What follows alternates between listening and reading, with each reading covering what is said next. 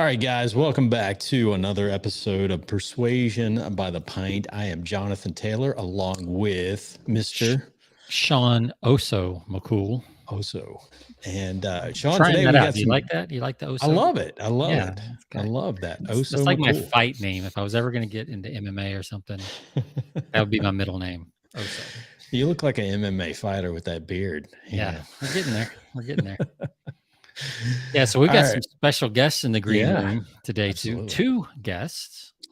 And That's we're going right. to be talking about SEO with kind of asking the question. We're going to be interrogating our guests about SEO and persuasion. Like, do they go together? Do they mix? Do they not? We'll also get into some how is AI affecting SEO? So these are two SEO experts. We will be drilling them on that kind of stuff. And I don't think they have an alcoholic beverage on tap today, but they do have some beverages. So we'll just go ahead and bring them in for the fun. I think you're drinking from the same as from the last episode. Yep. There's no need to. So we'll just run through this pretty quick. But yeah, let's go ahead and welcome Brittany and Michael to the show. Hey guys. Welcome to the show. Thanks for having us. Oh, I like that. Yeah. Keep it coming. Let's go. Yeah, let's see you do your Brendan Burchard dance across the stage. All right. So is that Filori, right? Yes. Filori. And Michael doesn't have a last name, which is good because I can't pronounce it anyway. Like Prince.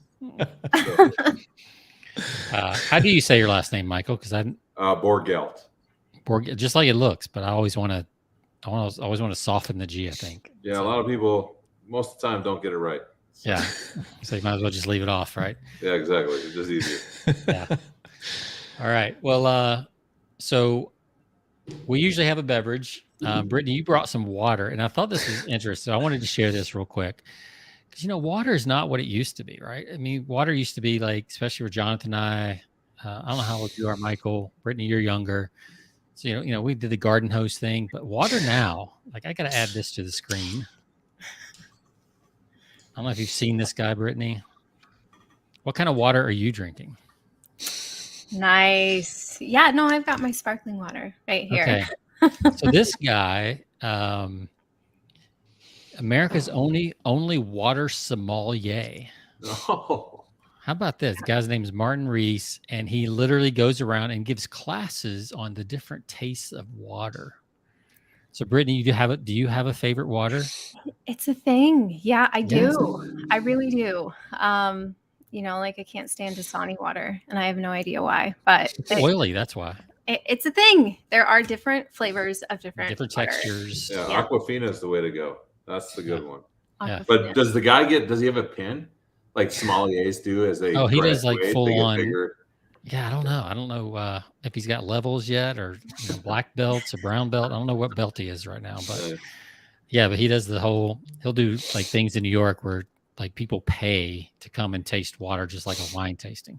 That's brilliant marketing right there. That's great. So, what kind of water do you have there, Brittany? Just give us a brand. Give us a shout out. LaCroix. LaCroix. LaCroix water. Yeah. Awesome.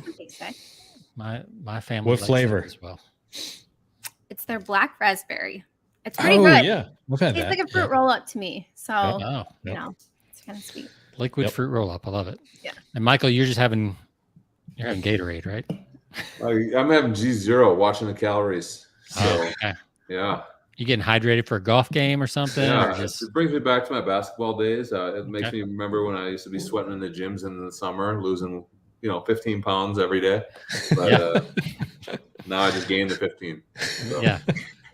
Yeah, very cool. Well, I'm having a go-to. I'm having a Shiner Bock, good old Texas Shiner Bock. Mm-hmm. I won't get into rating it or anything. I've had it several times before on the show. And Jonathan, you're having the same thing you had last episode, right? Same thing. Same thing.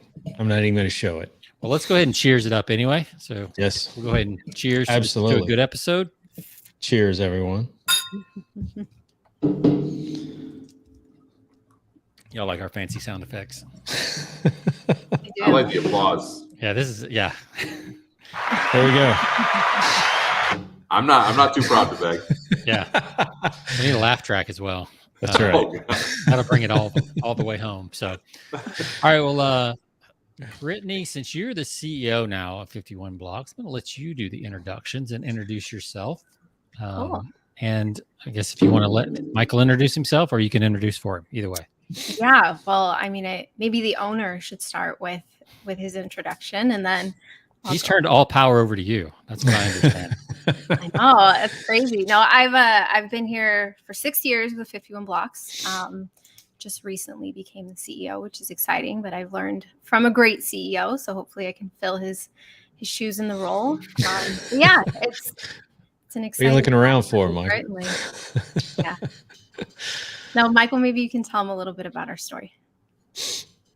Yeah, I mean, I started the company in 2009. I was actually, I'll just say, born and raised in Minnesota. The reason I say that is kind of the ethics we built the agency around. And then, I had refereed college basketball for a long time, refereed Division I, refereed in the NBA in 2009 during the strike season.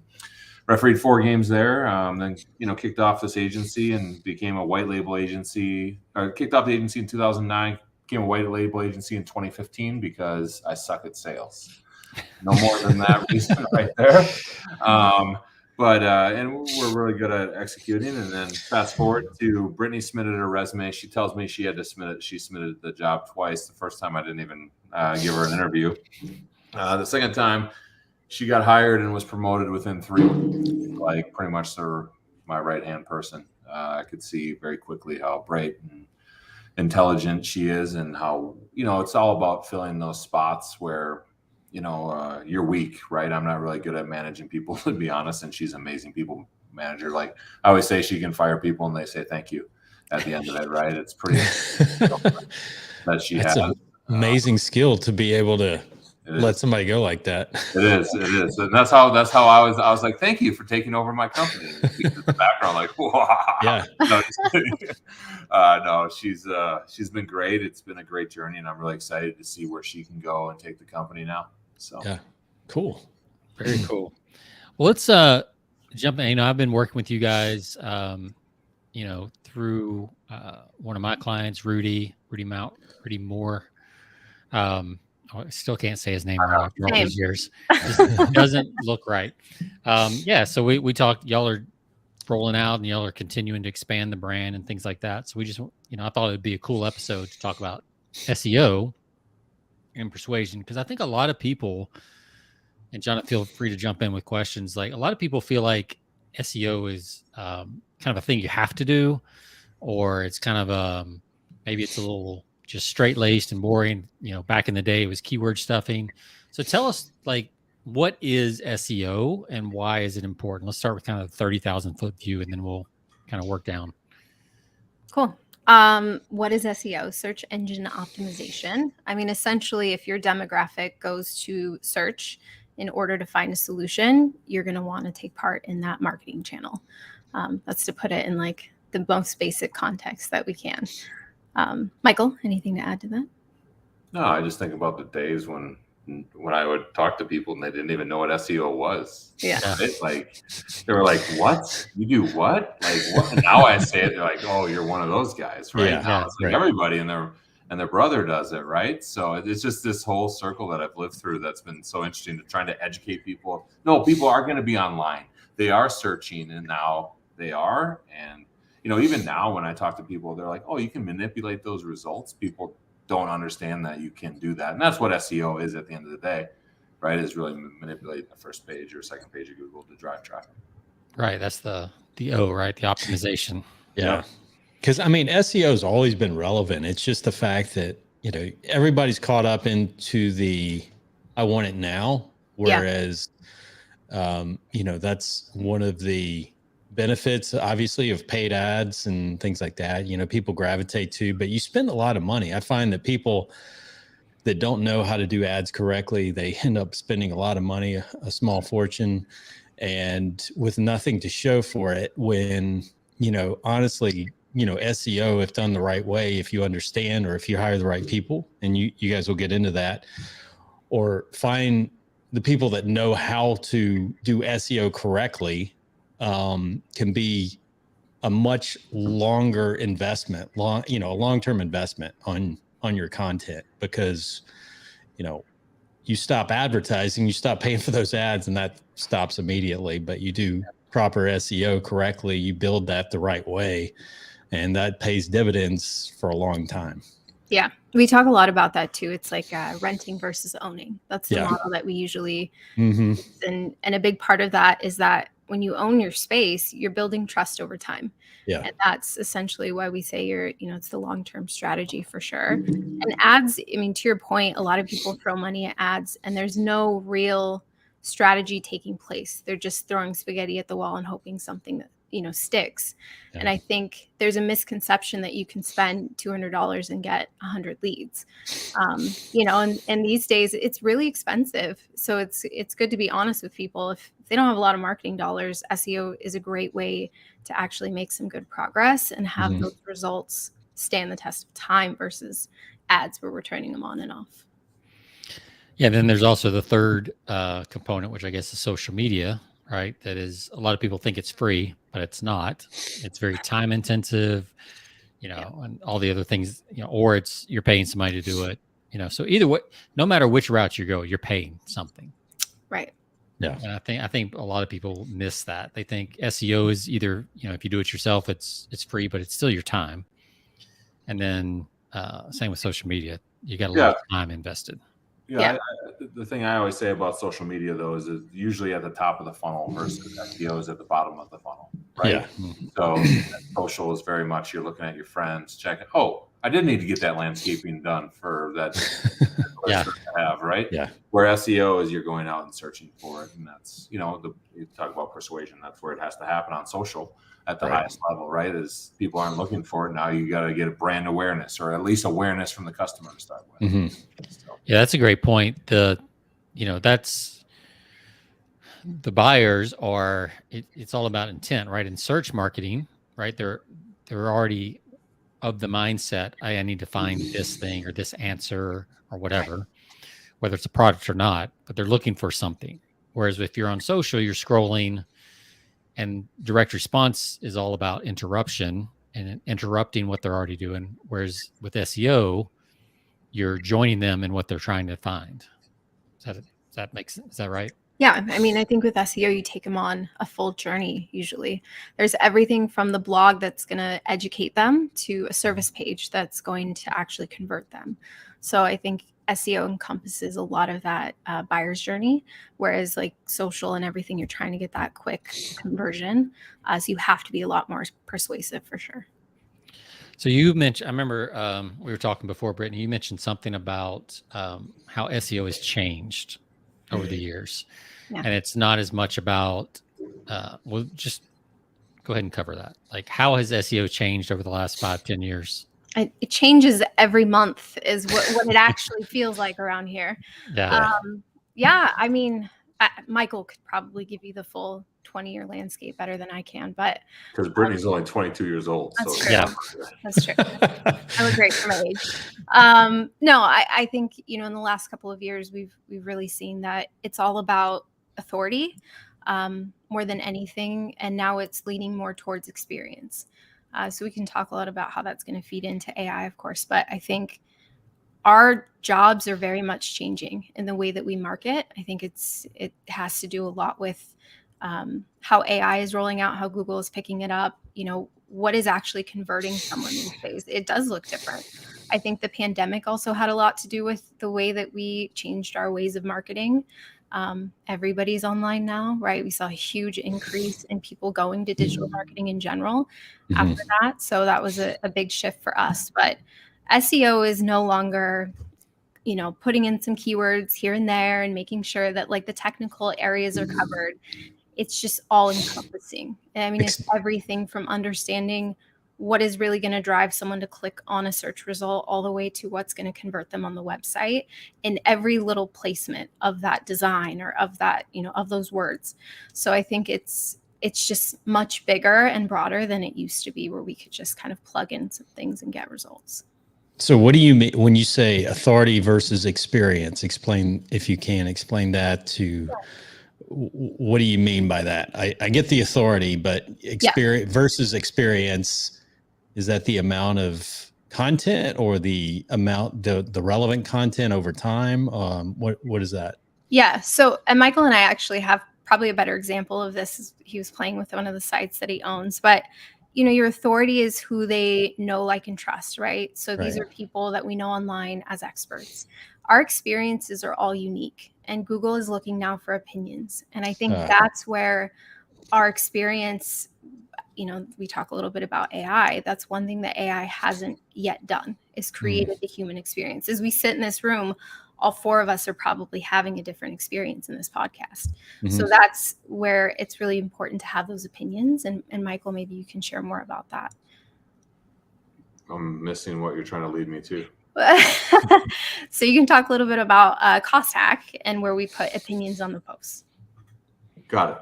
So what was interesting is I bought this website for a decent amount of money, right? And about 3 months later, it completely tanked, right? And that was right around the time that Google released the new EAT algorithm, right? And my website had a lot of content, but it didn't have a lot of authority, right? It didn't have authorship, right? Google wants to know who's speaking on the site, right? Sure. And as soon as I started to add those elements into these things, the site has started to recover slowly, but not back to pre-purchase price, unfortunately, but we're working our way back up there. Honestly, it made me dive back into SEO all over again and like renew my eyes over instead of like 20 years of doing it. I had to be like, what just happened? Right? Like I had the 10,000 hours of, I was an expert, right? And then all of a sudden it was gone. I was like, Sure. I missed this. Yeah. Right. And this major rollout caused me to kind of relearn everything. We brought a lot of this stuff into the agency as well as part of things we need to execute and be experts in this space and have a voice and things like that. And it's not something I necessarily enjoy. And I'm an introvert, right? I don't like speaking out. And that's why I like a white label company, because other people do sales, right? But it's something that, has happened, and we've learned from it. And it's been a costly lesson, I'll say. But something we needed to learn, I think, as an agency as well. So what is authorship? Like, what do you mean by that? And what does Google mean by that? Go, Brittany. Essentially, it means that, the author, the person who's putting the blog on the website, is someone who, if I was to Google them, I would find articles on, right? They are a trusted resource giving this information to the user. And that's what it means to have like author pages. Those are now becoming a pretty standard part of SEO. And making sure that the person who we're saying is giving this information on the website is also somebody who is relatable, who has the experience, who has the background.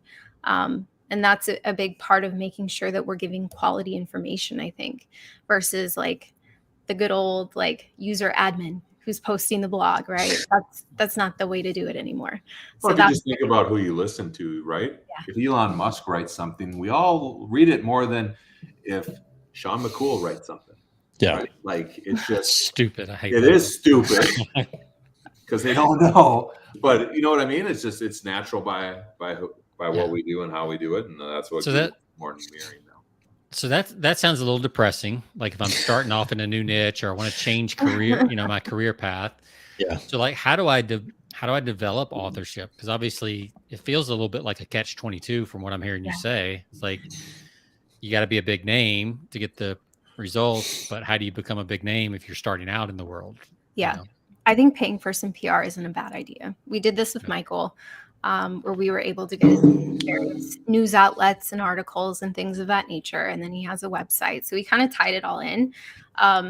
That's not a bad way to get started. You can buy, a little bit of PR and get your name out there. Also your socials, right? That has a lot to do with it too. So making sure that you're active on your social media and making sure that you do have your name on various platforms. That's a good way to tie it in. I think those are all like basic ways that you could go about doing it. I think it was interesting to work with mine because, my first part of my life after college was referee and stuff. Right. And then now it has been SEO stuff. And to redo that was a bit weird. Not in the same niche at all. Different niche for sure. Yeah. Okay, so what does buying PR look like today? I mean, what does that get into that? Because I know that's changed a lot, but if you Yeah. could explain.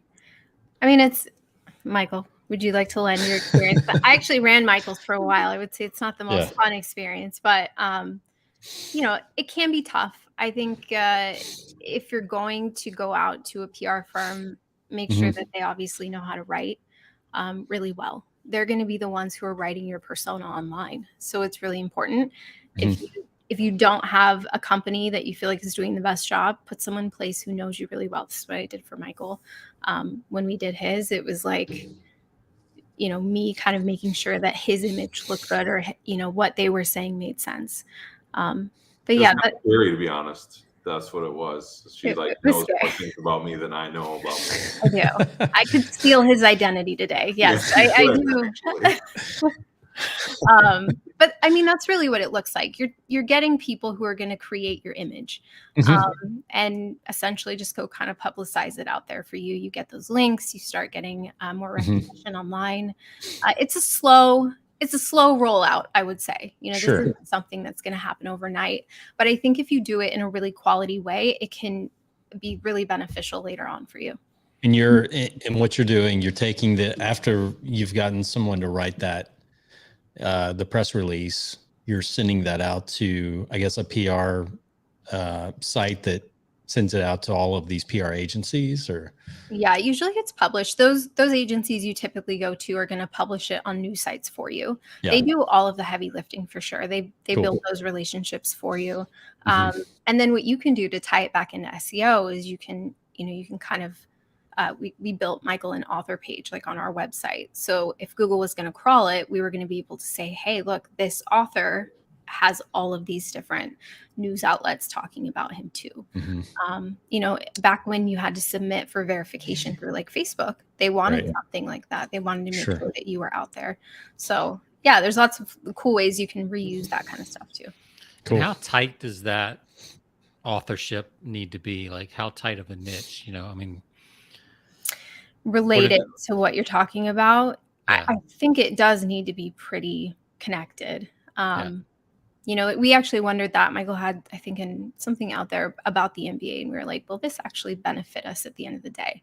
I think if it comes from a big website, it could certainly benefit as far as like the authority goes. But topic relevance is really important. So it is something to keep in mind. I would say you probably want to keep it pretty closely tied to whatever you're talking about. I think that was a perfect example. It's like good authority, not good expertise, right? Me being on whatever websites about giving Kobe Bryant a technical, right, was all over the internet, but it makes me an authority, but not an expert, right, in the SEO space, which is what Google wants both, right?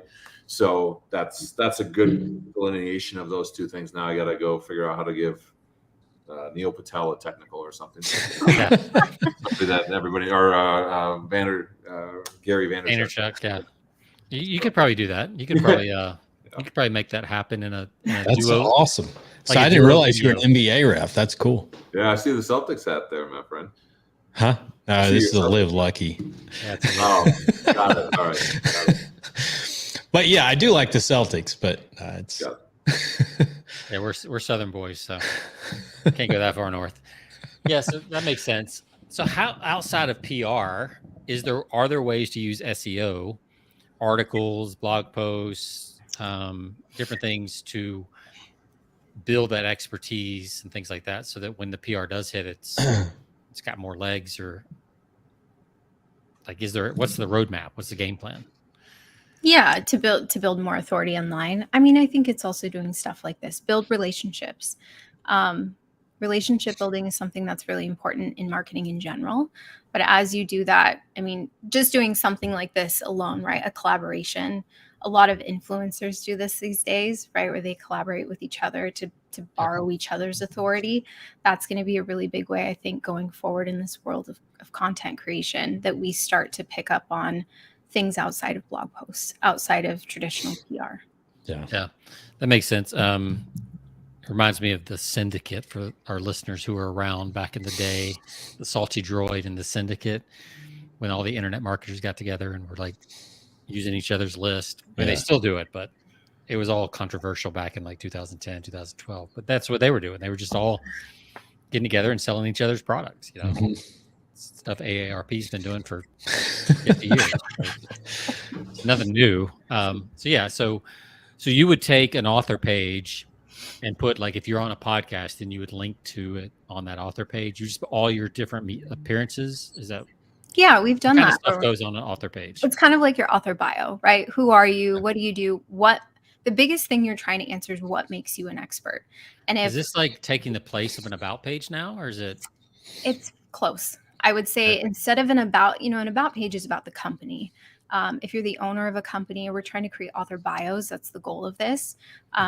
That's where we're trying to show the individual expertise. Why would Michael be an expert of SEO, right? So we have Michael's bio, which is basically going to say his background in SEO. And then we're going to have him linked out to all these different articles talking about him as an expert in this space. So it's going to lend to credibility, which is really important as well.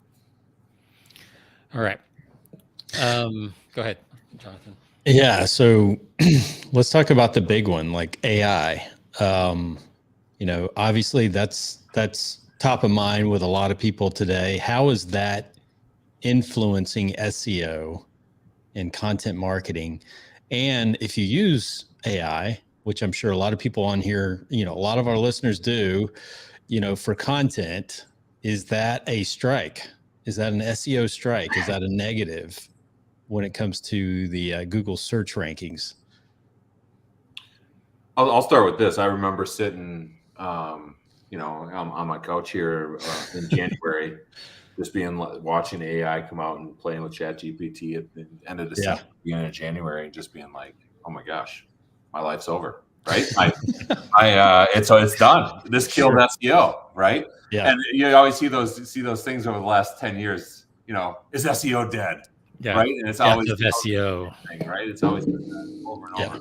And this isn't going to kill SEO either. That's the funny thing at the end of the day, is even though I was like all wrapped up into it, I was like, you know what? There's still going to be people that need to execute the AI for the websites or those things to create the SEO so that it happens. Is it easier? Yes. Is it easier for somebody like me? Absolutely, because I suck at writing, right? I'm much like programmers don't write at all. They just write in gibberish, right? So being able to tell something to write something for you is definitely a benefit. I do think it needs to have an opinion. I think people very quickly have learned how to read, oh, that article is AI, right? Because it has a certain flow to it always, right? Yeah. if you don't know how to use it. Yeah. I would argue that if you know how to use it, you can get around that. Correct. Sure. Yes. But most people don't. Correct. Most of the times I see it, like, it was funny. I was going back and forth with somebody on a support ticket for the hosting company that I run, and every time we would respond in AI, and it was this long response of, "Wow, I really appreciate your insight," and all this stuff. And I was just like, "Well, that's very nice, right? I appreciate the computer telling me," but then I'd write back with like 2 sentences, right, just to be like, "I know you're using AI to get this." But anyways, right. How about you? What do you think about in regards to SEO? Yeah. Which one of us? Sorry. You, Brittany. Me. Okay. I'm on the other side of the coin. When Michael was freaking out about it, I was like, "Oh, cool. This is like exciting." I think you have 2 different sides of it, and we all experience this. So there's definitely been moments where I'm like, "Oh, geez, like what's going to happen in the future?" Yeah. You either become reactive or proactive when it comes to this new stuff. This is what happened when voice search was a thing. Like, we were all like, suddenly it wasn't going to be the same anymore. And guess what? It's still the same. So it's really a matter of like, how are we going to use this tool to our advantage? I think what'll happen for us in the SEO world is clients or people are going to start wondering, well, what else am I going to get out of this now that I know you can create a piece of content in like a click of a button? What else are you going to give me for my campaign? Like, it'll start turning into, how can SEOs add more value to what they used to do? Because clients are catching on to the fact that we don't need to spend all these hours and hours creating, right? So I think that that's going to change the landscape for the actual marketers, and certainly content writers. Like, this is going to hurt an industry. There are certain subsets of our world where someone just specifically has one role. And I think that those are drastically going to change. But to Sean's point, these will be the people that learn how to teach others the inputs and how to use it and what's the smartest way to use it, right? Because not everybody's going to know that.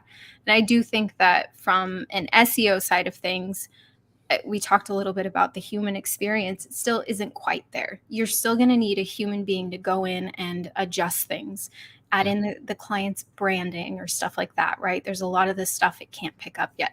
So I do think that we need a smart person to run it. And certainly it's more efficient now for us, but how are we going to be able to use this to add more value is where our mind should really be at.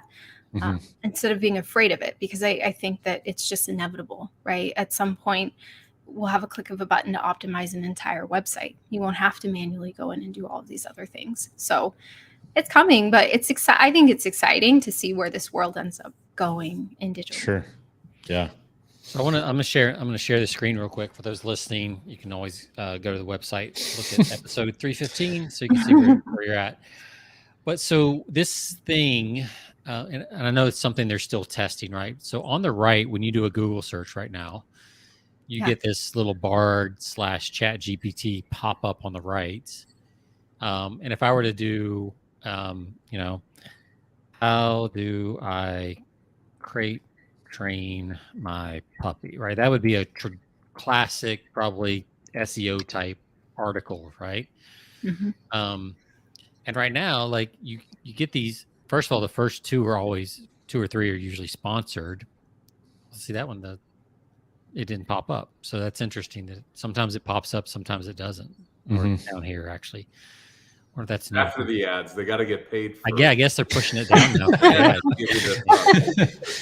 So I guess my question is, like, why would I read this when this does a quick summary?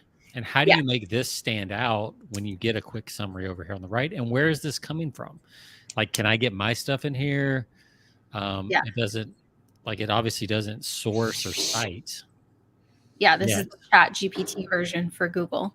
Yeah. I think from my perspective, it has to do with who's using this and what pertains to their level of learning or knowledge or where they want to go with it, right? So, like, the person who's looking for a quick tip is probably going to stare at that and go, awesome. Like, that just told me what I need to. But the person researching is probably going to click on a couple of different links, right? The person who's more visual is going to go to YouTube and they're going to look at videos, whatever it is. I think it's going to have to do with how we digest information and who ends up looking where. Because if you look at Google, there's a million different ways we can click on stuff, right? And they're all a little bit different.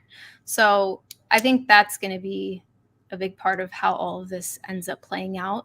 I do think that, like, at our agency, we don't put a ton of emphasis on blog posts as something that's conversion like oriented. We very much talk about content silos and the fact that our blog posts essentially support the rest.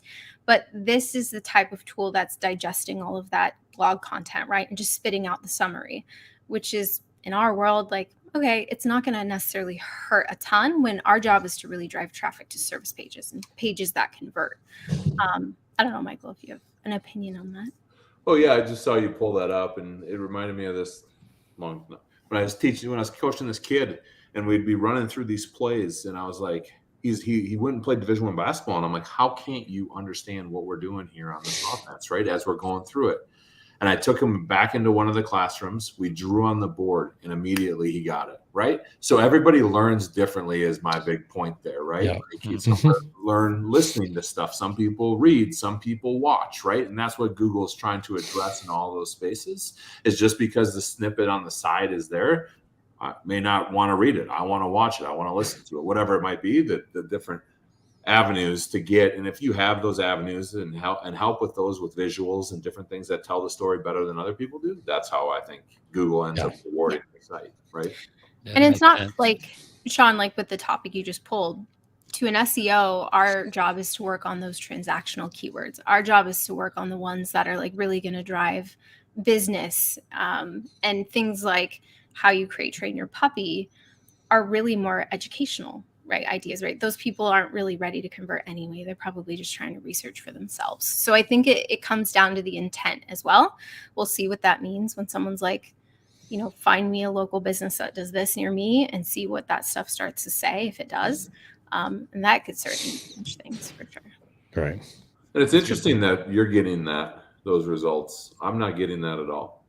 Right? Like, yeah, I mean, that's the thing about Google, right? You're going to get what and mine's all over the place because as a copywriter, I'm researching different people and different clients, and so my results are all over the place. Yeah. It's just, they don't know who I am. The world, and it doesn't. I'm like offended that I'm not getting it. Right? I know. Why am I not getting the ChatGPT plugin? So yeah. Well, I mean, I did sign up for Bard when it came out, so maybe that's why mine's showing up more. Yeah. Yeah, that's good. That's a good. It's a good point about like the different types of content. Because I know a lot of us, me personally, obviously, I gravitate towards writing because that's just what I'm most comfortable. But to see that, if I were to just turn my blog post or something into a video and put it at the top of the blog, then I get one extra little piece of content to rank and those kind of things. Because I think we all get stuck in our favorite, method of sharing information and things like that. Yeah. There's something you said, Brittany, that I was going to ask about. Oh, content silos. What is a content silo? I keep hearing about content silo because I'm not in your world. What is a content silo? How would you define Brittany's it? in her own world. Let's just be. I'm always in my own world. Nice. Yeah. It's essentially like if we have, we take a triangle, we have a service page. The page we consider like the money page, the one that's going to convert the traffic, the most interested traffic. At the top, next to that, we have secondary pages. In the SEO world, these can look like location pages or something that's a subset of a category. And then at the bottom, we have the blog posts. These are all the supplementary topics that are just basically going to help push those keywords up. So that's what a silo looks like. Usually the most common use of it is that every service, say your chiropractor is going to have one of those content silos for each service. And that just helps them with keyword saturation. It helps them really just expand their reach, and related topics all kind of intertwine. So overall, it just creates like a really healthy, just layout on the site too, in terms of structure, that we can talk about a topic without cannibalizing it, and talking about the exact same keyword on multiple pages. So it's just a really good strategic way of laying it out. Is that why you see some sites that they pop up and it's got like the main heading and it's got all the different, is that what you mean by service pages, like the different pages below it? Yeah. So like your service pages usually are in the navigation, right? And then you could second to that have like an areas we serve kind of, you see a lot of those pages pop up. And then of course your blog posts, those are all going to be on their own little page. Cool. So if a person wanted to, because there's a lot of people, who are trying to figure out what to do with their life. They want to, maybe they've got a hobby they want to monetize because they want to work from home now, with the, since the pandemic and everybody's kind of changed priorities and how they want to work. If I was starting from scratch, how would I build out kind of I'm not an expert, I'm not an authority. How do I get started? Yeah. SEO. That's a good question, but I mean, I think the first thing to do is to contact us if we have the right solution. Now, what we built was something that was meant to help anybody really start a digital marketing agency. We do get a lot of people who are coming from the content world where they're not getting clients anymore. They're like, how do I pivot? How do I create something that's my own that I can have, but I don't know anything about your world and I don't want to do the campaigns. Finding a good white label provider, like we have, we call it the just sell method. Essentially, you just sell, we do the rest. That allows someone to white label an entire agency. I think we're the only ones currently on the market that do it quite the way we do. But we actually do all of the client management. We support with sales. So we have sales coaching, sales material, and we also do all of the operations support and the fulfillment. So if you think of the drop shipping method, we're the agency version of that. Oh, that's cool. Yeah, that's I love cool. that. Yeah. I was actually thinking about this. Like there's a lot of people, especially solopreneurs, freelancers who could put this on the back end almost as like their high ticket offer. Yeah. If I do, let's say I'm writing a sales page for somebody else, be like, oh, by the way, I can handle all this stuff. It's a nice little higher ticket offer. Yeah. That I could drop in. And it wouldn't have to be somebody who just writes or anything like that. It could be, if I'm coaching someone and they have a business, I can say like, hey, well, have you heard about my agency, the McCool agency? Like, we handle this stuff for you. So I think there's a lot of people who could use something like this. Yeah. Yeah. I mean, you get the fun part, unless you don't like sales, but you get the fun part, right? You get to build your brand.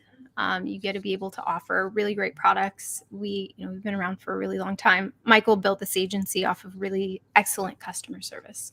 So something that we've always tried to pride ourselves on is making sure that the experience for these clients is just as good as the results.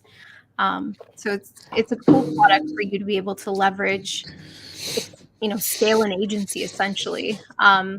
We try and make sure that people double our pricing. So there's a 50% margin for you, which is great.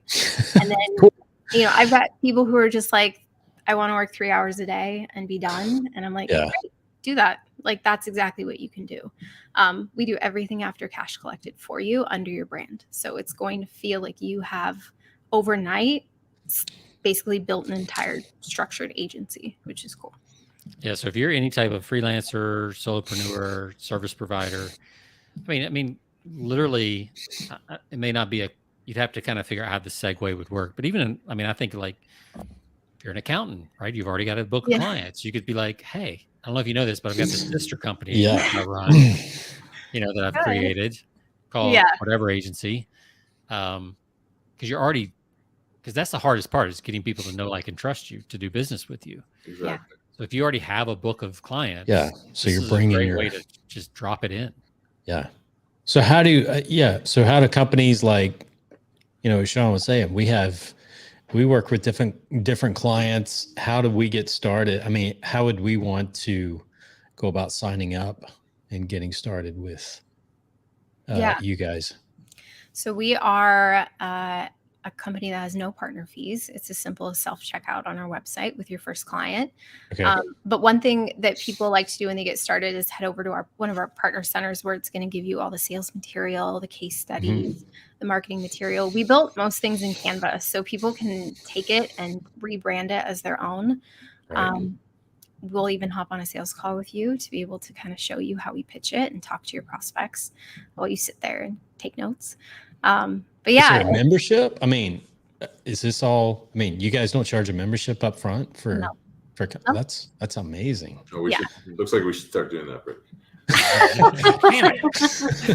No, I mean, our philosophy has been to work with people who like working with us and to be that's awesome. Honest, like it's made our company culture amazing. We have people who have been here for 4 years and tons who have well past their 2-year mark with us. And a lot of it has to do with working with great partners. They make our day a lot easier. So for us, I think that's how it'll always be. It allows us to, let people go if they want to move on. We're not the right fit for everybody. We're very open in saying that. But for people who want to just sell and build a great lifestyle for themselves, using this model, I think it works really well because they have a ton of support around them. We're their biggest cheerleaders for sure. So, I would say that point right there is I've learned lots of things from Brittany, but one of the biggest things from Brittany is I used to say, but even when she first started working here, hey, you want me to come mow your lawn? I'll come mow your lawn, right? Like I'm open for sale kind of stuff. And now she's like, no, we don't work with everybody, right? If they're not a good partner, they're not a good partner. Sure. And I've started to see that it makes my life so much less stressful. Right. And it's interesting how that's played out, where before I was always like, no, let's take a check. Right. Like, let's do that. And it's provided value for our team. And that's how she changed the culture inside of one of the ways she's changed the culture inside of 51 Blocks. Wow. So we've talked a lot about SEO, but I know your services kind of go beyond that, just kind of like what people are probably thinking of SEO. So can you kind of just talk, Brittany, about the range of services that you offer as a white label? Yeah, we do most everything. So we build websites. We have one of the few subscription type services. I think I've maybe seen one other company do this, but it's kind of like a cell phone model of websites, which is pretty cool. We do social media, so we have paid ads and we have organic. Google ads and then SEO are kind of our core services. And then Bionic WP is our sister company that Michael leads, and it's all agency hosting. So Michael can cover what's included there, but we consider it like under the umbrella. Yeah, it's managed WordPress hosting. So if you know like a Flywheel or Kinsta or any of those guys, it's very similar except for better, right? With better service and pricing that I think is better for small businesses personally and agencies. So if I send a client to you guys, so I sold it, I sent a client to you guys, what would you not be doing for them? Because it sounds like, I mean, I've talked to you several times, Brittany, and it's still a little bit hard for me to wrap my head around like all the stuff you guys do. All the things, yeah. Yeah. Like what areas would not be covered? It sounds like you cover. Yeah. So the areas we don't really cover would be like email, link building. I know that's a little controversial, but we find that, our partners have link builders if they want to add that on. So those would be the really, I think, the colder areas, funnel building, stuff like that. That's not something that we do on our end.